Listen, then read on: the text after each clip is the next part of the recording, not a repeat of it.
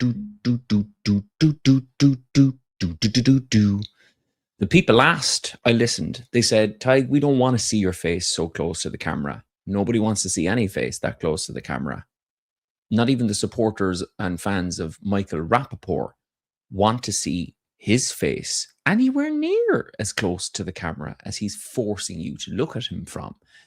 So I heard what you had to say and I rushed out, guys, and I purchased a sort of an arm and a leg in many ways. And now that has put us, I think, at a safe distance where we shall enjoy each other's company, but I'm not on top of you, as it were. So look, guys, it's great to be back. I've got my arm, the long arm of the law. And I've made a promise to my friends, my family, and to you, the viewer, that this, whatever you'd like to call it, podcast, stream, it's going to get sort of better. It's going to get bigger. It's going to get more efficient. You won't just have me kind of creating more safe distance between us, but it's going to be more efficient in terms of stories, guys. So without further ado, I am going to get into my first story of the day. And what I'll do then is I hope to get through 3 stories today, guys, right? Because I don't have a guest. I'm going to go through 3 stories. At the end of each story, I will sort of go to your comments. We'll have a bit of a laugh, be a lot of high-fiving, a lot of smiling. And then I'll move on to the next story. How does that sound? Let me know in the comments if you're happy with my arm, if you like it. Do you like me being that little bit further away from you? Does it make it a little bit safer for you to tune in to the stream? Just let me know in the comments, guys. But the first story I'm going to go to is a story about Mark Levine, right, guys? I just love Mark Levine. Obviously, I don't love him at all, but I love what he kind of gives me, I suppose, as a comedian, his head, his Twitter feed.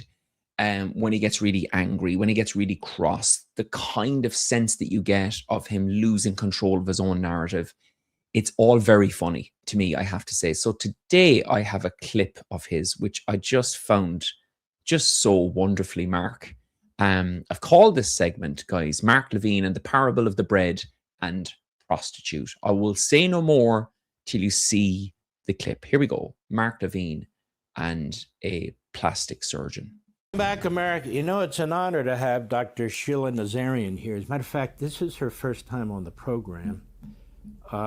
She fled Iran, her family did, when she was a child. She's a board-certified plastic surgeon, and I may have to see you someday about some of my work here.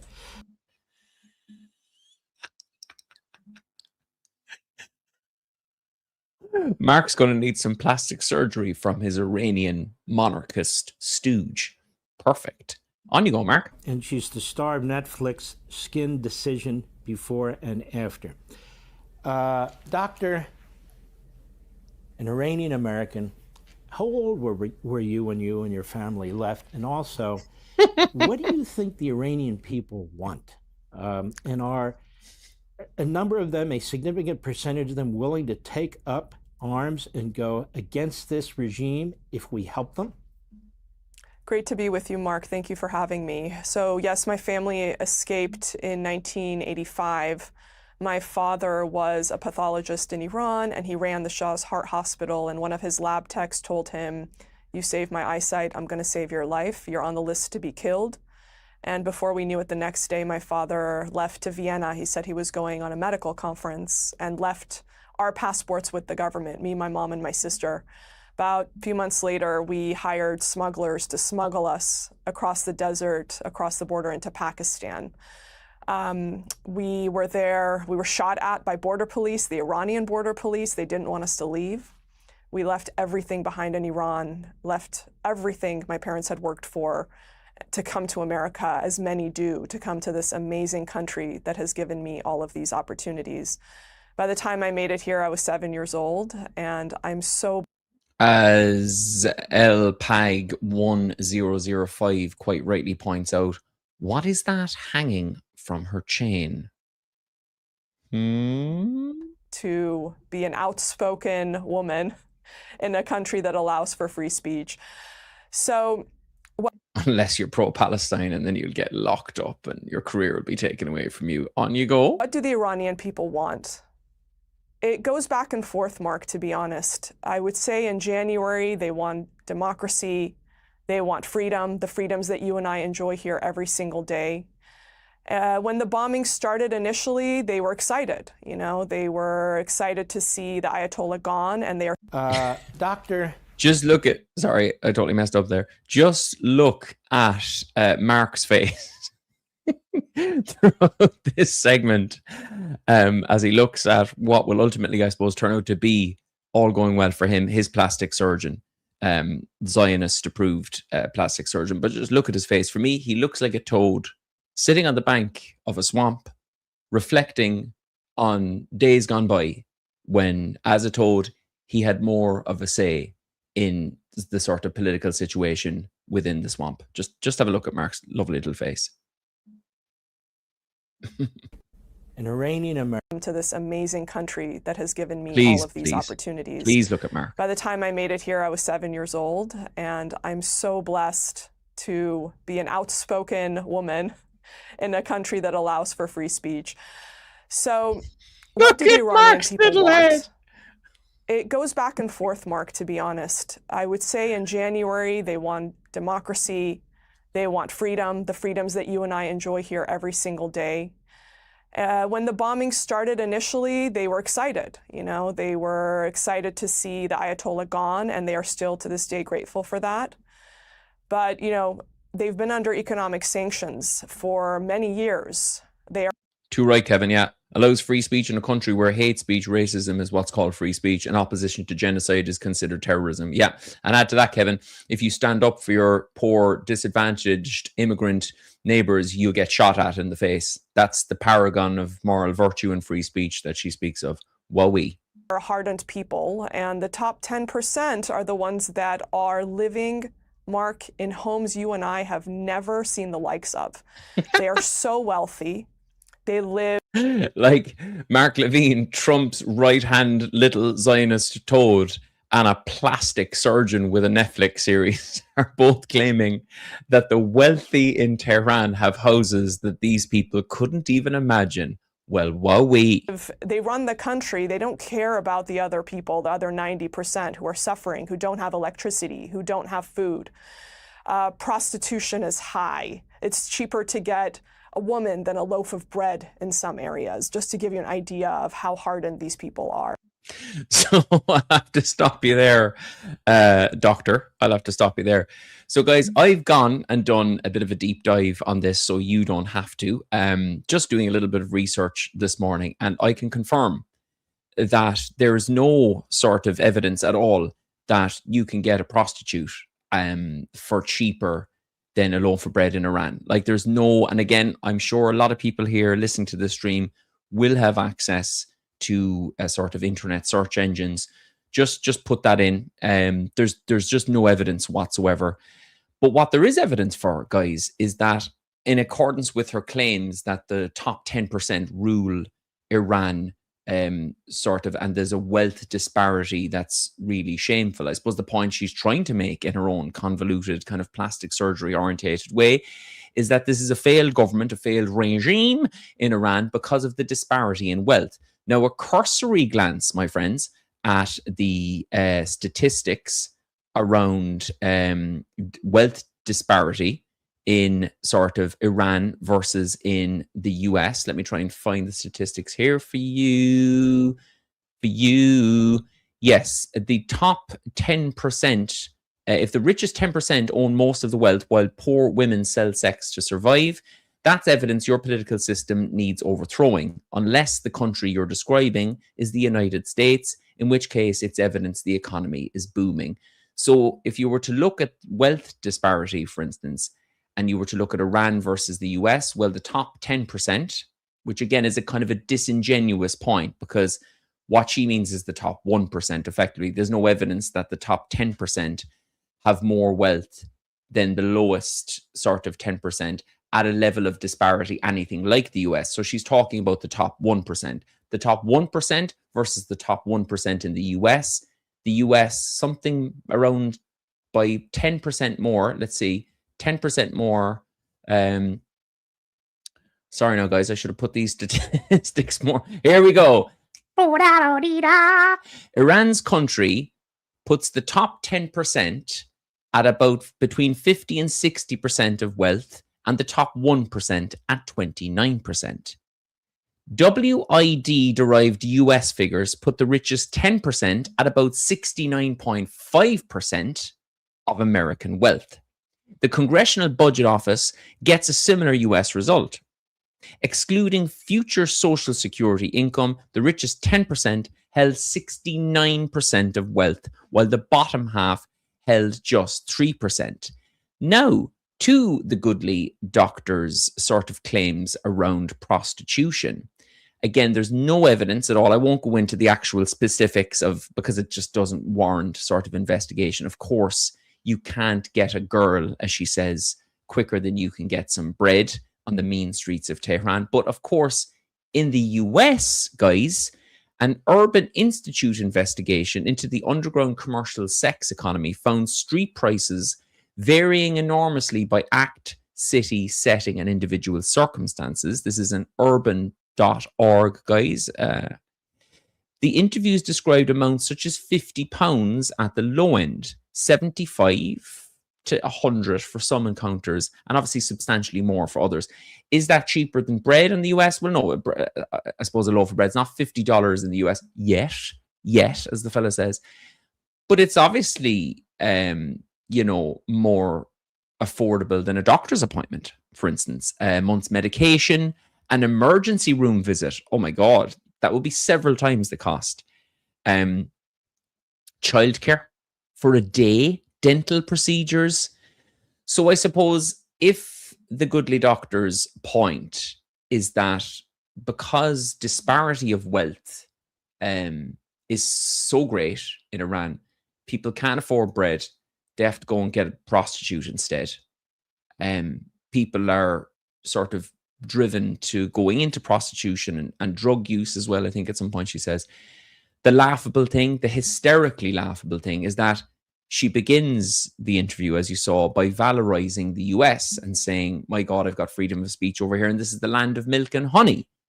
But according to the metrics that she uses, according to the rules of the game as defined by her, she is sitting in the country experiencing the worst wealth disparity we've seen in modern times, the kind of wealth disparity that ultimately led to the King of France being executed. Let's play on, though, because Mark's little face is very, very, very, very, very, very cute and funny during it. Go on, Mark, love. Go on. Go on.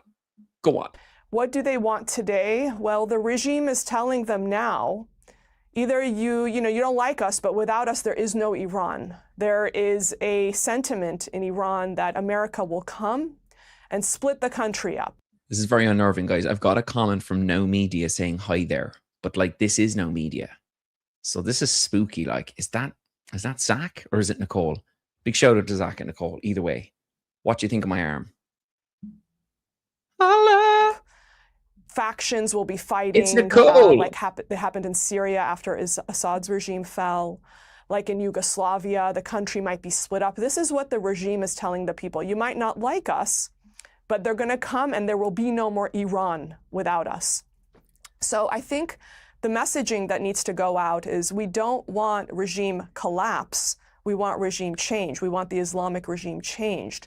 We want to respect Iran's territorial integrity. The Iranian people need to hear that over and over again so that they trust America. Because what I'm hearing out of... So that they trust America. Did you guys hear that? The way that I heard that? Now, this is not an old interview, guys. This is an appearance on Mark Levine's Fox News show, I think, yesterday. And she's claiming that we need to make sure that the messaging going out to the Iranian people is not regime collapse, but regime change. Now, again, she doesn't mention who we're changing to. One would assume, as a plastic surgeon living and working in the US, she's referring to the clown prince, I assume, but he isn't mentioned. But there's no mention of what we're replacing the regime with. She's just saying that in order for the Iranian people to trust the US, we need to make sure we're very clear. We're talking about regime change and not collapse. This is the same US now that blew up the negotiation table twice when the Iranians were trying to negotiate with them, that slaughtered 168 school children on day one of the war, that cannot be trusted with anything approaching negotiations, settlement, ceasefires.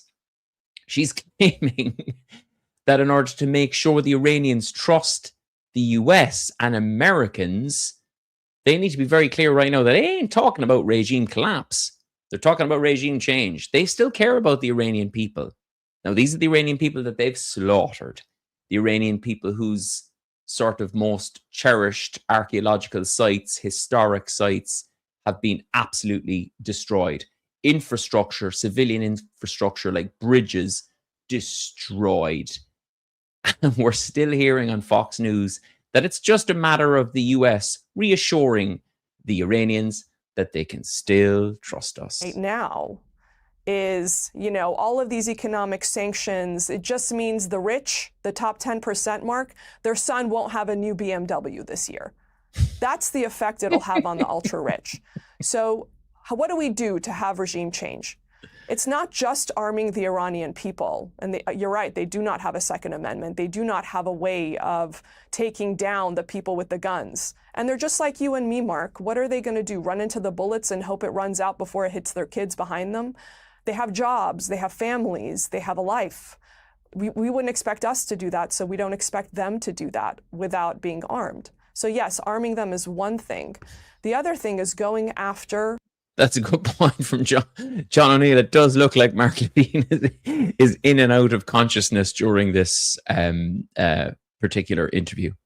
The private wealth of the top 10%, they need to feel it because they're the ones making the decisions for the country. They're the ones that will suffer very little from these economic sanctions. Dr. Sheila Nazarian there, guys, claiming that what we really need to do in order to hurt Iran is to, give more, I suppose, economic sanctions so that we can hurt the top 10%. But these are the people that are so desperate, remember, because of the economic sanctions that have been going on for half a century, that they're forced into prostitution. They are forced into prostitution because girls are more readily available than bread. Yet the answer to this is more economic pain, more sanctions, thus forcing more people into bread-orientated prostitution. Have you ever in your sweet life heard more nonsense? And this, I think, goes to show the levels of desperation that we're at, that Mark Levine is at, that he has Dr. Sheila on the show trying to sort of manufacture consent for more war. It's got to be more war, more economic sanctions. But Levine has been quite clear, actually, in the last few weeks that he loves Trump. He adores Trump, even though he used to absolutely hate Trump, one of Trump's biggest critics, until he became useful to the kind of Zionist ideology for Greater Israel. But now that he loves Trump, he's got an issue with Trump actually not hammering the Iranians more. Mark Levine wants more war. He wants more bloodshed. He wants more people, I suppose, slaughtered in service of Israel. That's how Mark rolls. He looks a little bit like a sleepy toad, but behind that sort of swamp-like exterior is a man thirsty for blood. I'm actually not an expert on toads. Perhaps all toads are like that, but certainly this toad is very much like that.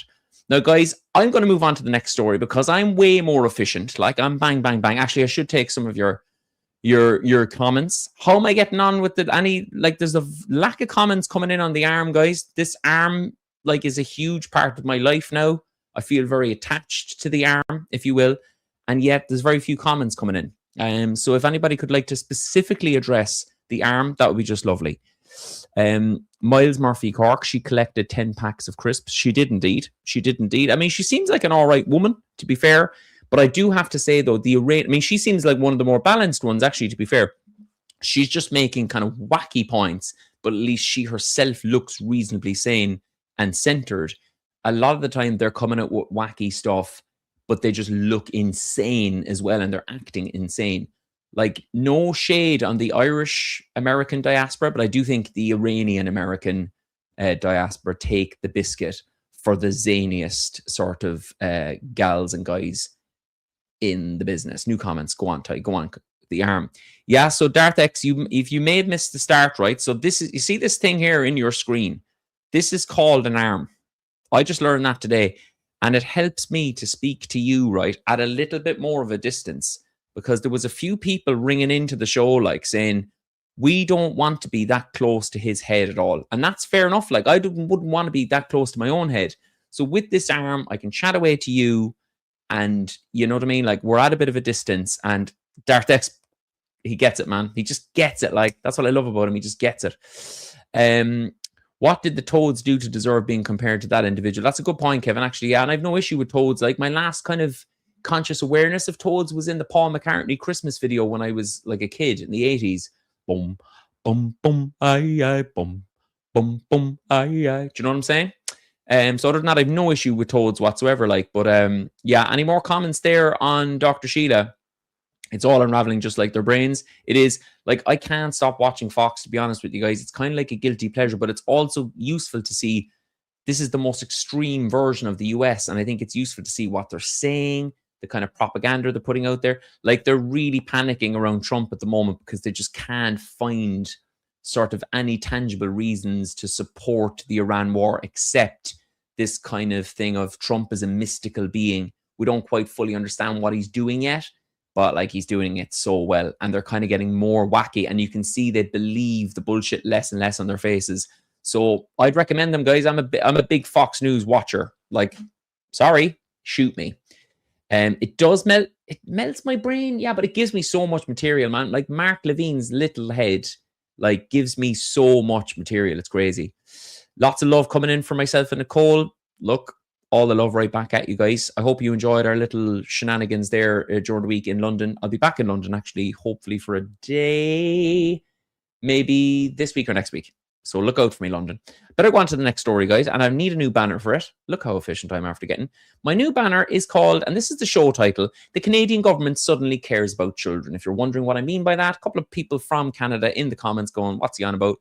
Why is he giving our country shit? You know, I love you guys. I love Canadian people, but the state, like.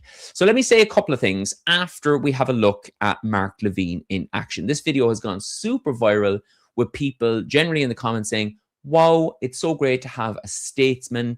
He's so slick in comparison to Trump. A lot of US citizens in the comments saying, wow, look at Mark Levine. Mark Carney.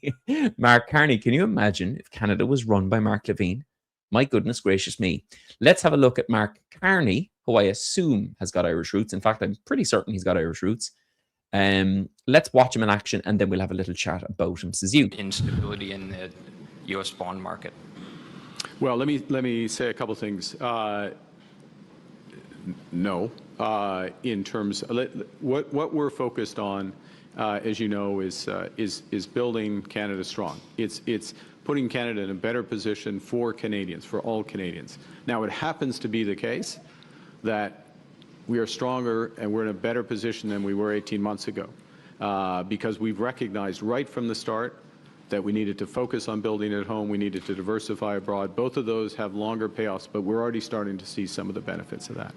We recognized, and credit to the Minister of Finance, we recognized right from the start that we need to continue to maintain the strongest fiscal position in the G7, so that our borrowing, and we will borrow, but borrowing for investment, not for operating expenses, and that shift in borrowing there.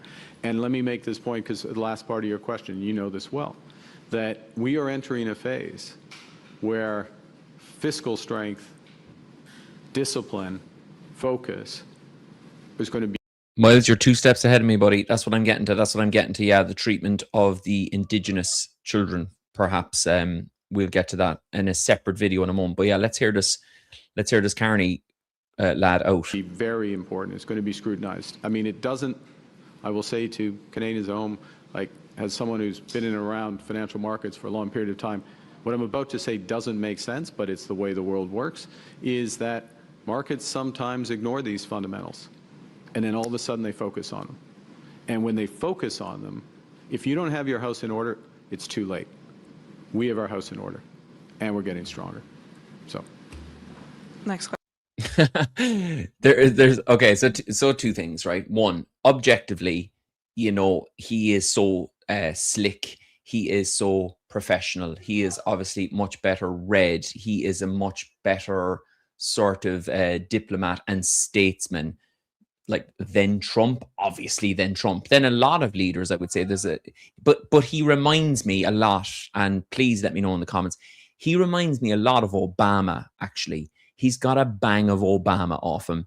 There's a kind of a slickness, but he's just too aware that he's slick in a way. Like, we cannot rule out that he will be a guest on Comedians in Cars Getting Coffee in the next year. That's how slick he is, right? Now, in comparison to Trump, like, I've just recently spent some time in Iran, and in spite of in spite of the atrocities that the Trump regime are committing in Iran, a lot of Iranians will say on the diplomatic level, they're really delighted to be up against Trump, because everything Iran puts out in terms of social media, their diplomats, their leaders, their creative forces just look insanely talented and sort of well-read and, you know, capable of critical thinking.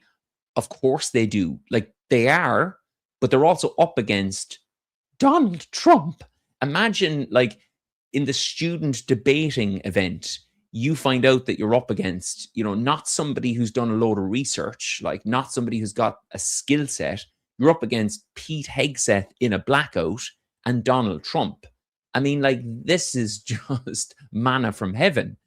So again, I feel like this Carney lad has kind of made a career for himself, really, and has had major political bounce from being the slick Obama guy, you know, in comparison to Trump. Now he's standing up to him on the tariffs and all that kind of stuff, and that's, you know, to be welcomed. But, you know, at the end of the day, he's still a piece of shit. You know what I mean? He's still been absolutely less than fucking nothing on the genocide in Gaza. He's still a company man when it comes to Western Atlanticist thinking. And that brings me to my next point. So let's play it on a little bit and let's see what else this lad has to say. Prime Minister Tom Parry with CBC. Can you talk more about what the United States was demanding Canada do with its other trading partners? Were they asking us to impose tariffs on other countries in conjunction with them? Tom, there were elements of that, and in certain sectors. And to be clear, there were elements where we would see the merit of that as part of a comprehensive deal that Strap yourself in for this bit. made sense for Canada. So if you have an integrated auto market and you want to have an integrated steel market, for example, related aluminum market, then and you have concerns, as we do, as the Americans do, about non-market economies, about transshipment of steel, for an example, through third countries, etc., then it makes sense to align, and I would say that, again, within a comprehensive deal, we'd be prepared to do that. But that's us deciding to do something that is in our joint interests, as opposed to being told to do something or being restricted from doing something else. Now, the second point is there are a series of steel and aluminum related. By the way, if you do that, though, you should have an integrated market. In other words, the tariff market protection. That's part of the negotiation. We weren't satisfied. Ultimately, where on steel, aluminum, and related products, so-called derivative products, think HVAC systems, nuts and bolts, you know, any. I mean, I'll give him his due. Conceptually, the idea of Trump going into this level of detail, like, it's impossible to even imagine. But again, bear with me. He's playing it, like, he's playing the role, in my opinion, of look how nuanced and statesmanlike I am compared to your stinking president. Thing that's bombarded.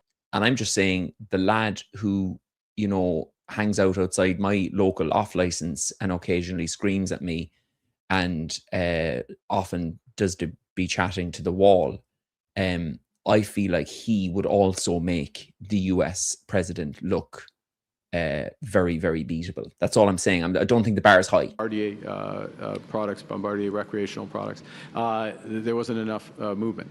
Then there's a separate issue, and I'll just stop with a sentence here, which was language which suggested restrictions in terms of our ability to execute trade deals. which would always be unacceptable to this government. Follow up. What do you think their goal was there? What were they trying to do? And if I could just, as a second part, what were they asking on culture? You can ask the first, not double follow-up. Since you asked, could you ask? I'm going to say, no, you can't ask 3 questions. That's very, for me now, that was very Obama, wasn't it? Like Jerry Seinfeld would definitely be like, oh, we got to get this guy on Comedians in Cars Getting Coffee.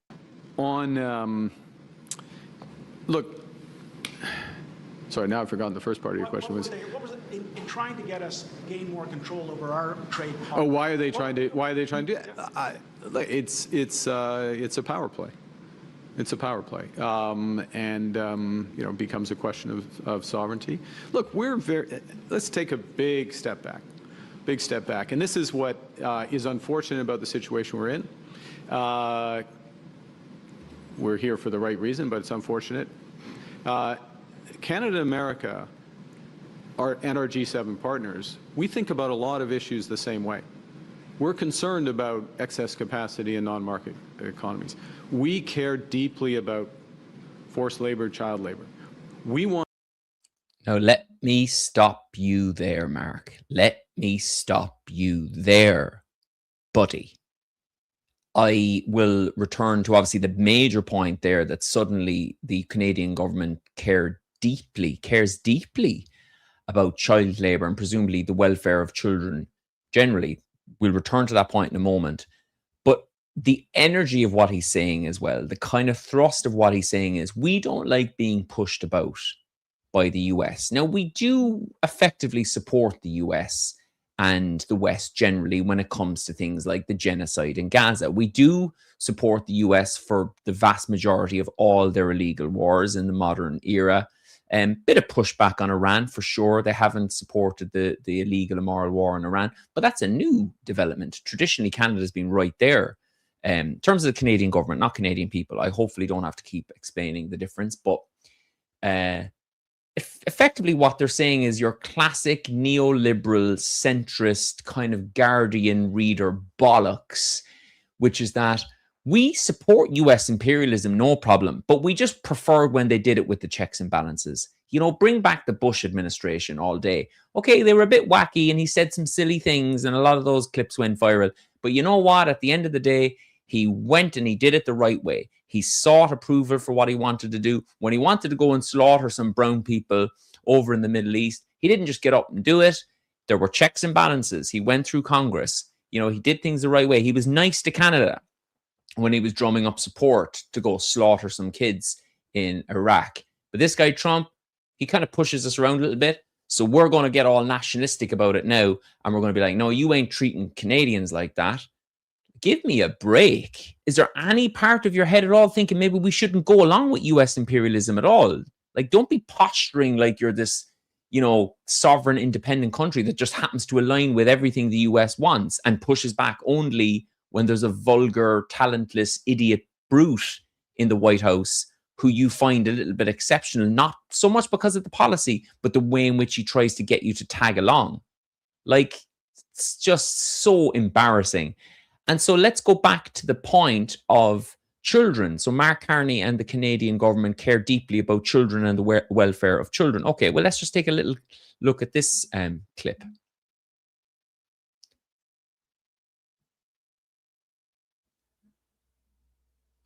An international tribunal has issued an interim ruling about Canada's treatment of Indigenous people sent to residential schools. The tribunal has no difficulty in accepting that this pattern of composite acts constitutes genocide. In international law, genocide need not involve mass killings.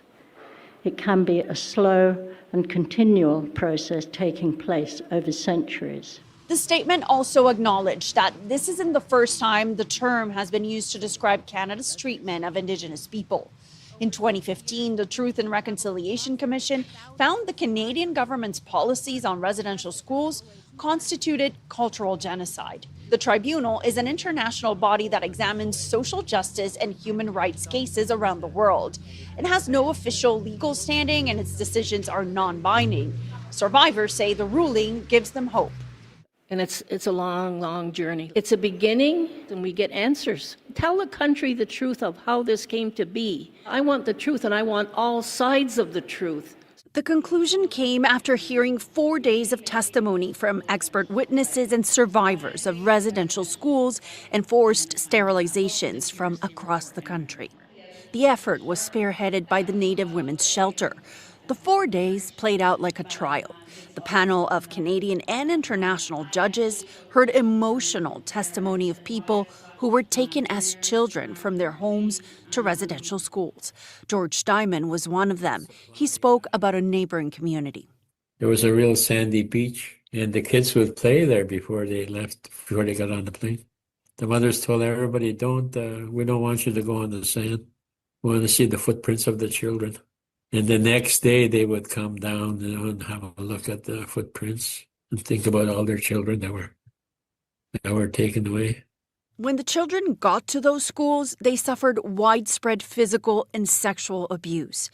Lucy Tulugarjuk didn't attend residential school, but says a priest who was a teacher in one forced her to take pills. She remembers being numb and dragged down the floor into the church, where other children were laying, seemingly sleeping.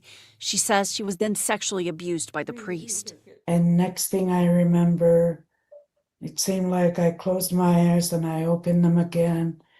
He was now with my sister, who was laying beside me. And again, he told me to shh, be quiet. My goodness. As an Irish Catholic, and there's a couple of comments already with people making the same comparisons between some of the stuff that happened in Ireland, I actually found that harrowing. And I knew a little bit about it, but I'm researching more about it at the moment. But I thought that clip really encapsulates somebody, JTV in the comments as well, as saying something I've read elsewhere as well, that Trudeau gave it more lip service, but Carney is just abandoning most conversations. I mean, the absolute cheek of these people blows my mind. To stand up and say, first of all, you're kind of normalizing the idea that any of these sort of sanctions or any of these tariffs are really to do with ending, child labor internationally. I mean, these are excuses that are pulled out of a book from the Trump administration because Trump has got it into his head that tariffs are going to be the answer to all the US's economic problems, even though they're going into more and more trillions of national debt all the time. So, you give it credence as well. You give the bully credence if you say, yeah, actually, we do agree with their stance on it, as if that actually is their stance, because we also are against child exploitation and child labor. And yet you live on stolen land. You live on land. It's not like the US. There are more Canadians, from what I can gather from the data, there are more Canadians recognize the fact that they are living on stolen land, that they are living on a land that's created out of genocide. And they do things like, I can't remember the term for it. Maybe Canadians can tell me in the comments, where you acknowledge that you're on stolen land. You have a land acknowledgement at the start of events. And I've read Canadians of various ethnicities describing theatre events, conferences and whatnot, where you would start with that kind of acknowledgement that you are on stolen land. But yeah, what's next though? Do you know what I mean? What's next? Yeah, sorry, I'm on stolen land. I committed genocide there. Well, I didn't. I'm not. Come on. That's not fair. I suppose that's not fair. But it's a country that kind of exists because of genocide. I mean, if you're not going to pack up your things and head off, right? Which I suppose in this day and age is a ludicrous thing, but I think it's a worthwhile conversation for Canadians and US citizens who are advocating for Israelis at the moment to get up and pack up their things, Israelis, and leave because they're on stolen land. At what point do Canadians and the US not have the same sort of requirement? At what point historically, if they acknowledge that they're living on stolen land, and Australians and New Zealanders and whatever other part of the Anglosphere you want to look at, or any sort of country that's been victim to European imperialism, at what point do you get a pass? And isn't it an uncomfortable thing to say, well, look, we're living on stolen land that was created because of a genocide in the past, whereas Israelis are living on land that's created by a genocide that's ongoing. I get what you're saying, but that's a weird place to become comfortable in, though, isn't it? I'm living on this land from kind of mass murder that was carried out years and years ago. So look, I better just go about my business. It's an interesting, rich conversation for activists to have, for people of conscience to have. But that's one thing. That's an aside. Many people are having these conversations. But for a Canadian politician, for a Canadian leader to stand up, legitimize the bullies' reasoning for these tariffs in the first place, and then without blinking to say, we are really, really against child exploitation and labor, when you've done nothing really of meaning or merit to acknowledge, and not just acknowledge, to make amends for the absolute horror and hell that you brought the Indigenous children of that country through. And you continue to do. The Canadian government continues to allow these children and their families to be marginalized. They're much more likely to be in trouble with the law. They're much more likely to be in deprived areas. All the same stuff that we've seen happening in the US happens in Canada, except in my mind, the Canadians probably should do better because they know better. From what I've read, they understand a little bit more than the average American. They acknowledge a little bit more than the average American. But where is the actual action? Where is the amends? And please don't insult us by saying, you know, oh, I'm against this, I'm against that. Be against it in your own country. Let me know in the comments. Have I gone too far? Have I alienated Canadian viewers? Please let me know. Canada is 10% of the US's population and has a higher proportion of Indigenous people, but just like America, is still trying to steal what's on reservations and starve the population. That's what I've read, Colin. That's what my one or two Canadian friends, I mean, should I have more Canadian friends? I've got two. Yeah, I've got two Canadian friends. I'm happy with that. I mean, how many friends can a man handle? You know what I mean? Two from any country, I think would be. If I had two from every country, 400 friends. What on earth am I going to do with my birthday? But that's what I understand, that the sort of discrimination is ongoing. That's why I also find it kind of a bit tricky when people make the argument that was then and this is now, like the US and New Zealanders and Australians and Canadians, we wouldn't really be doing that stuff now. Like, as far as I can understand, if you take Australia, for instance, there's a massive sort of surge in far-right sentiment, which is even tougher on Indigenous people in many ways than it has been in previous generations. So you're getting tougher. You're doubling down sort of politically or socially in the treatment of Indigenous people. You're going further away from making amends. So I think to look at other places and other countries and say, oh, that's really unfair what you're doing to children there, it's just laughable. Like, didn't they force abortions to Indigenous women? They did indeed. And they have a shameful record on taking Indigenous children. This report goes into it a little bit more as well if you want to watch. I think it was on CBS, taking them from there and trying to, what's the term, re-educate them, indoctrinate them, I suppose, in the way of the West to try and, I suppose, take their Indigenous sort of identity and culture and spirit and way of life out of them. It's dark, man. It's so dark. And you know what? One thing about the Canadians, I'm not quite sure how they do it, again, on a state level, I'm saying not ordinary Canadians, but they tend to kind of go under the surface a little bit. I feel growing up, let me know what you think in the comments, we kind of knew the US was built on genocide. Like, even the people who were kind of pro-US when I was a kid, we knew about, kind of probably because of the cowboy movies, I suppose, really. Anybody who had the sort of intellectual capacity to kind of see behind the propaganda message of cowboy movies probably thought, okay, well, what was really going on here? But we didn't really think Canada were just kind of plucky sort of guys in the corner playing ice hockey, trying to deal with crazy America next to them. So they get a lot of empathy, I think, from everyone because of that. But it wasn't widely understood that Canada had just as much Indigenous blood on its hands. So I don't know, is it PR? I don't know, is it being kind of the slightly quieter one in the corner because your mate, your neighbor is so loud and obnoxious you can't get a word in anyway? But Canada goes underneath the surface, and I think it's time they didn't. Canada. All right, Zizou. Zizou in the house. I have a song for your cat. Zizou's cat will not like that. You know, a lot of people like my singing, Zizou, but your cat doesn't. Canada has propaganda commercials depicting history as finished and that we are ahead of that with happy handshakes and all that crap. that checks out, because Mark Carney's kind of thing of, yeah, you know, the way a lot of people wouldn't understand it. This sounds counterintuitive, but actually we're in a really great place. We understand what's going on, and we've everything sorted. We're the Dutch, like, of this region. You know what I mean? We're kind of future-proofing everything over here. Yeah, man. Go past proofing there, like, and deal with the shameful reality of how and why your country was formed, I'd say. Do that work first of all, I would imagine. If there's anybody from the Indigenous communities of Canada, Australia, or the US that watches my stupid streams and stuff, I would absolutely love to have you on. So please let me know in the comments. Did you have to do that, Zizou? Yes, I did. Yes, I did. And tell your cat there's plenty more where that came from. Before I move on, I'll take one more of your comments. We took 100 years to align legal constitutional change to fix both sides of the invasion problem, and they imported hordes of right-wing foreigners ignorant of it. So the vote failed. Interesting point, Darthex. You're giving Canadians too much credit. Honestly, we've always been this way, but we hide it better. Yeah, I suppose that's what I'm kind of saying. It's the polite Canadian thing from Miles Murphy. Yeah, good point. It's definitely a good point, Miles, because I made it. And then you made it.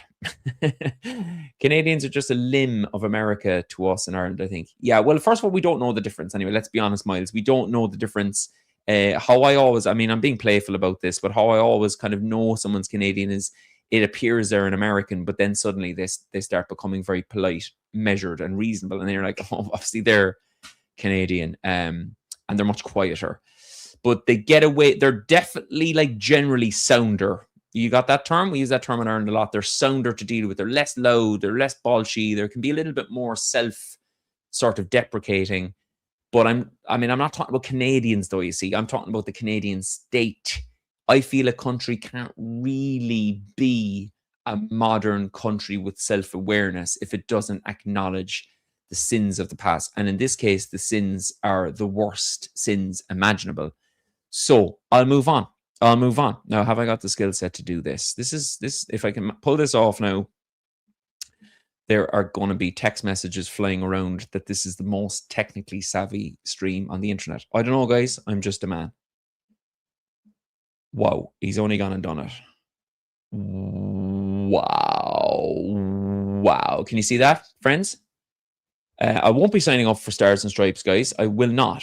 Look at this. As Ukraine's troop needs grow, women step into the fight. Now, the minutiae I could go into in this article, guys, would put you all to sleep for a year. But even let's look at the way that headline is constructed. So women step into the fight. Let's look at that part first of all. So that's new. Women are stepping into the fight. That sounds like they're choosing to do it, though, doesn't it? Women step into the fight. Because you would probably choose to step into a fight, because otherwise you'd be forced. Then it would be forced into a fight. So there's a kind of a valorization of women. You've got an extremely attractive, almost AI-looking woman in the photograph here. She identifies herself by her call sign Force. Is it? Okay, I think this woman's called Force. She operates a drone. And as I say, she's very attractive. And I say that not in a creepy way, but I say that, I suppose, as somebody who's trying to look at the propaganda elements going on here. So we've got a very attractive girl who appears to identify herself as Force. She's operating a drone, and she's stepping into the fight. But we also then look at the first part, as Ukraine's troop needs grow. Now, that's a reality, right? So I suppose what the article's trying to tell us then, isn't it, is that this is the answer. The first part is the problem. The second part is the answer. But as we'll see a little bit later in the article, I recommend not so much signing up for Stripes.com, but in the Stripes.com article, we've got a need, we've got a problem, and the first half of the headline. And then I'm not saying it's propaganda, guys. I'm not saying this is kind of state-sanctioned, US-approved propaganda. I think it might be. But it's very cleverly written, the headline. We got our problem, and then we got our solution. Hot Ukrainian girls holding drones, holding the line for the US imperialist proxy war. So you can go through this article in your own time, guys. I'm going to give you a little surmise of it. Again, lots of other pictures of hot Ukrainian girls going into war.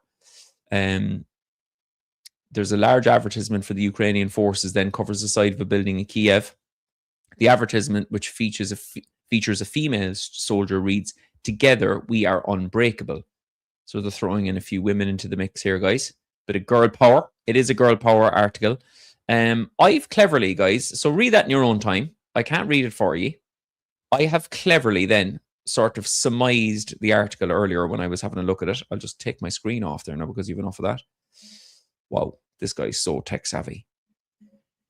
So the article, guys, as surmised by me earlier, all right, so if you don't agree with this, come back to me. But Ukraine desperately needs soldiers. That's the kind of the premise, or claim one. Claim one. If it was a philosophical syllogism, I have a background in philosophy, believe it or not, guys. Syllogistically speaking, the first claim is that the Ukraine desperately needs soldiers. I mean, I don't think we can argue with that. In fact, there's nothing in this article that I think we would argue with, which is kind of interesting. But it amounts to propaganda, in my opinion. Ukraine desperately needs soldiers, point one. Women represent a huge underutilized pool of potential personnel, I suppose, is claim two. And that's again true. They've used up a lot of teenagers from what we know. They've used up a lot of elderly people going back to war, granddads, which again is not unique to Ukraine. It's kind of very much US thing. You know, the US did a lot of that in Iraq when they were actually, big shout out to my friend Matt Kennard, who's written superb books on the topic of US imperialism, US wars. He has a wonderful book called On Something or Other Soldier. Fair play to me, Mark. Big shout out for you there in the live stream. I'll get the right name for it. But in Matt's books, he talks about, you know, people going back to war for the US like granddads, right? So we've had that. But of course, they're running out of people to die in this war, losing a lot of troops. They need more people to die for the US proxy war. No shade on the actual Ukrainians, by the way, who are fighting back against what was a horrific invasion. And you know what I mean? You can hold all sorts of things at the same time. I definitely would stand with Ukrainian civilians then, as I do now. But also, we don't have to be so hysterical then in terms of our support of Ukrainians to not see what's really going on behind the scenes and the US's malevolent role in the whole thing, and how the Ukraine has now become a sort of a battleground, not just literally, but also kind of spiritually in terms of the West, Western power, Zionism, US imperialism against people who are trying to fight back against all of that. Zelensky's obviously thrown his lot in with Israel a long time ago, is an avid Zionist, could not give a flying fuck about the Palestinian cause, and as I say, has aligned itself, the country itself, and certainly himself with everything that I think is toxic and bad for humanity about the West, and particularly the US. So women represent a huge underutilized pool. Women are perfectly capable of doing much of the work. So they're kind of saying in the new era of, you know, drones and cheaper fucking fighting tools, they don't have to be kind of running around trenches like carrying heavy weaponry. They're well able, basically. They're well able because modern warfare has kind of reduced a lot of the physical barriers. They've historically fought anyway. The article kind of makes mention of in the Soviet area and Soviet wars, you know, the women were fighting then anyway. So it's kind of putting a lot of pressure on the Ukrainian women basically to say, look, you know, like your ancestors were up to it. You know, what's wrong with you? Pick up a drone and let's go, babes. Preventing, and this is kind of the kicker for me, towards the end of the article, they appear to be making the point that preventing women from taking certain military roles can itself be framed as discriminatory. And it's kind of a bit misogynistic, basically. So if you don't support women joining the war front in the Ukraine, not by their own volition, not by their own volition, they're going to be forced to do it, guys, then you are a misogynist and you're against girl power and the feminist spirit, because look at these very attractive Ukrainian women. They're only mad to go and fight and die in what is effectively a US proxy war. If you don't support that, you hate women. All right, pal? Now, just to have a look further, I'm not saying this is a propaganda piece, right? But let's just look at a little kind of chain of events, right? So on August the 10th, a petition appears on the Ukrainian government's website proposing mandatory mobilization of able-bodied women without children. If you don't have sprogs, get your bloody gear on, babes. You're off to fight. Ukraine's Center for Countering Disinformation responds that the government currently has no such plans. But that petition went in on August the 10th, right? But it is important to say that the Ukraine's Center for Countering Disinformation responds that they've no immediate plans. But on the August the 19th, guys, on the August the 19th, barely a week later, Stars and Stripes publishes, as Ukraine's troop needs grow, women step into the fight. The aforementioned article. On August 20th, guys, that's the next day, if you're familiar with the Gregorian calendar, former Ukrainian Defense Minister Oleksiy Reznikov publicly argues for mandatory military service for women. I'm not saying these things are connected. I'm giving you a timeline. What you do with that timeline is yours. The decision is yours.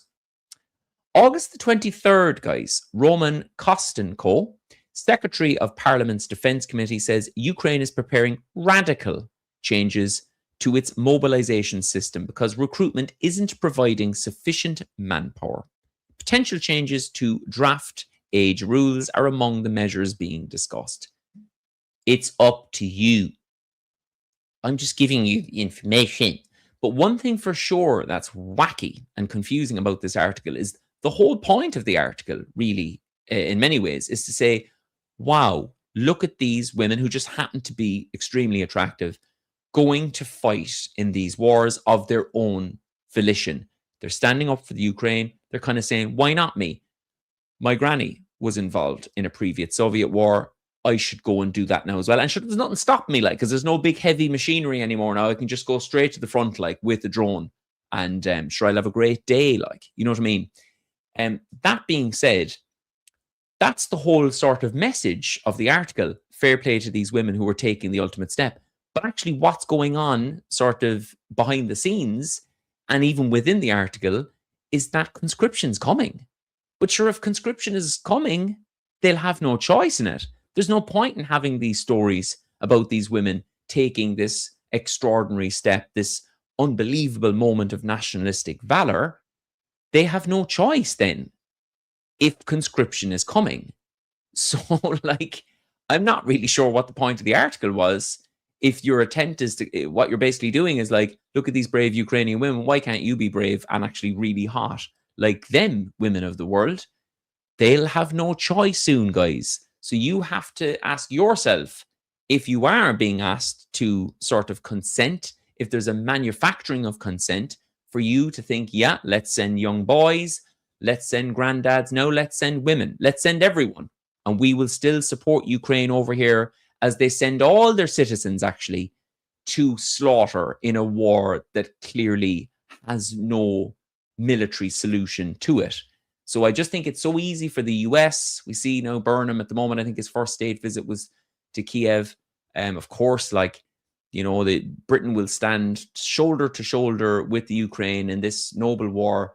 I mean, it'll do nothing really. It'll, you know, won't risk anything to its own sovereignty or security or its own people, but it'll stand shoulder to shoulder with the Ukrainians as they now sort of enter into the final stages of conscripting women and just send all their citizens out to slaughter. A little bit easier to be in Britain's shoes in that relationship, isn't it, than to be a civilian, you know, a woman of any age now in Ukraine. So that, guys, brings me to the end of my stupid stream. I got to all the topics. I've made a boo-boo there now because I didn't put in my little banner. And my banner was so lovely. Hot Ukrainian girls wanted to die in US proxy war. Sure, that would have been a lovely banner. But I am making progress, guys. I'm happy with myself there now. I've got a couple of technical things right today. And you can't deny it, so don't even try it. Let me go to your comments before I go. Guys, right? PM, Northern Scot Irish colonels were awful murdering opportunists too. Some of the worst. Andrew Jackson. End colonial Epstein regimes. I couldn't agree with you more. I couldn't agree with you more. I have read horrific stories about Irish colonels, Irish leaders, within the British imperialist sort of apparatus, for sure. India comes to mind. But I would still think, though, that it's not quite the same thing as to say that Ireland had an imperialist past.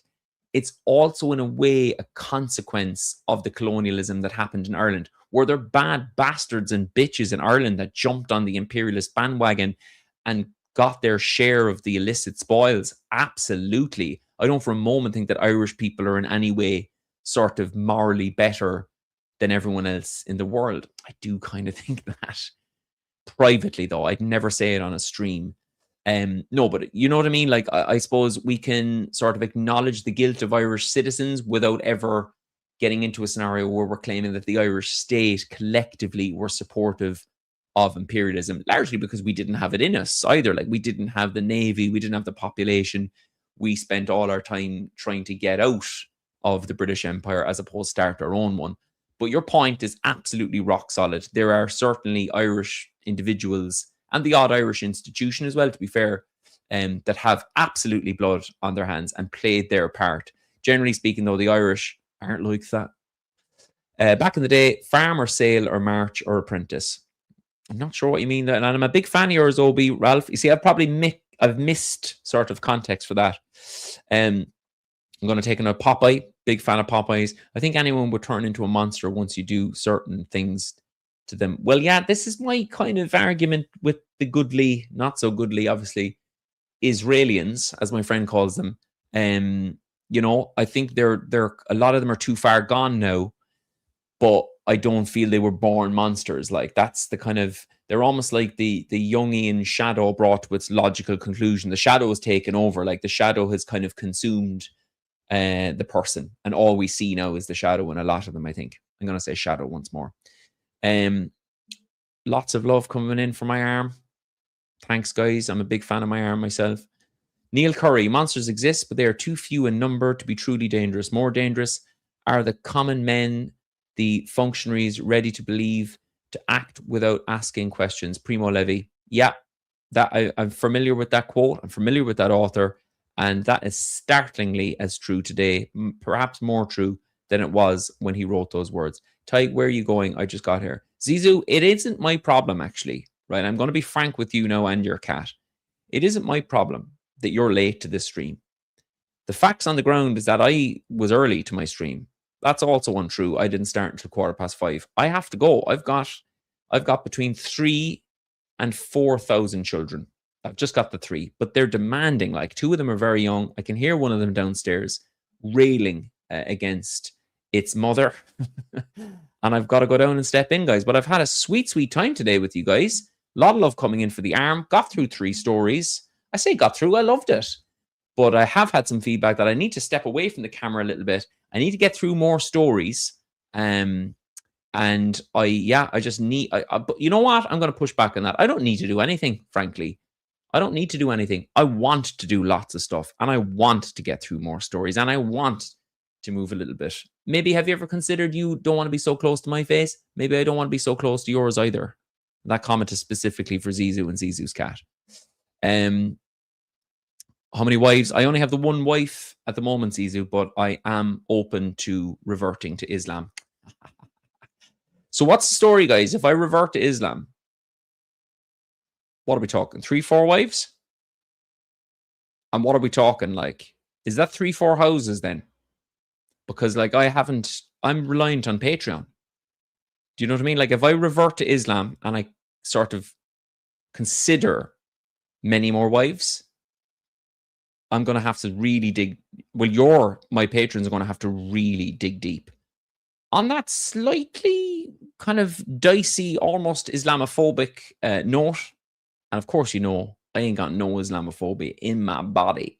I love the Muslims. Bloody love the Muslims. I have considered actually early on in the genocide. I definitely it went through my head. Should I? Could I? Would I?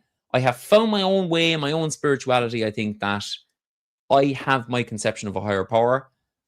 But of all the religions, I would say I'm probably the most intrigued by Islam for sure, all right? And just the effect it has on the person, the individual who is dedicated to that religion is quite awesome to be around.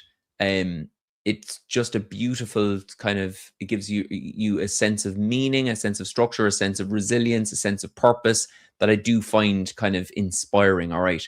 So look, never say never, as the fella says, but I won't be reverting before I speak to you next anyway, guys, which is tomorrow. All going well. I may indeed have a guest.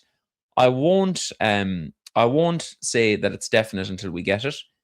But Sloan brothers and sisters, free Palestine, free Lebanon, from Kevin there, and I couldn't agree with Kevin more. Free everyone, free all the oppressed people. That was a pleasure, guys. I hope you enjoyed it. Let me know what you think in the comments. Any more final wishes for my arm? And that's it, guys. Keep doing what you're doing, because you're doing it exceptionally